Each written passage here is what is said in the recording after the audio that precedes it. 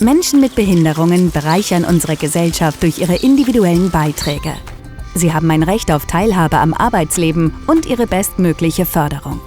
Werkstätten für behinderte Menschen geben eine wichtige Perspektive für diejenigen, die auf den allgemeinen Arbeitsmarkt vorbereitet werden oder dort bislang keine passende Stelle gefunden haben. In NRW gehen die Werkstätten noch einen Schritt weiter. Der sogenannte NRW-Weg ermöglicht auch Menschen mit sehr hohem Unterstützungsbedarf die Teilhabe am Arbeitsleben. Die Werkstätten stehen vor der Herausforderung, ihren Rehabilitationsauftrag zu erfüllen und gleichzeitig wirtschaftlich zu handeln. Der Fokus liegt dabei aber nicht auf Produktivität, sondern auf der Arbeitsförderung. Die erwirtschafteten Umsätze allein reichen zur Existenzsicherung der Werkstätten nicht aus. Wie also finanzieren sich Werkstätten für behinderte Menschen? Die Werkstätten finanzieren sich über zwei Wege. Zum einen erhalten Werkstätten von den jeweils zuständigen Rehabilitationsträgern Vergütungen in Form von Tagessätzen.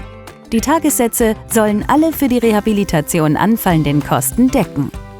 Das beinhaltet auch alle Kosten, die durch die speziellen Bedingungen in den Werkstätten entstehen.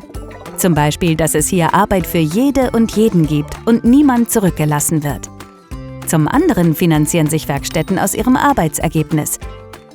Das Arbeitsergebnis fließt zu mindestens 70% als Entgelt an die Beschäftigten.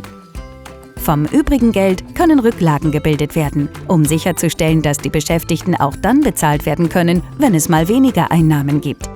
Außerdem wird Geld gespart, um Dinge zu reparieren oder zu modernisieren, zum Beispiel wenn neue Maschinen angeschafft werden.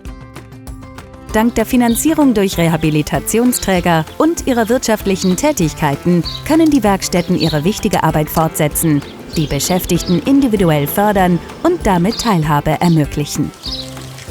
Miteinander sind wir so auf dem Weg hin zu einer inklusiven Gesellschaft.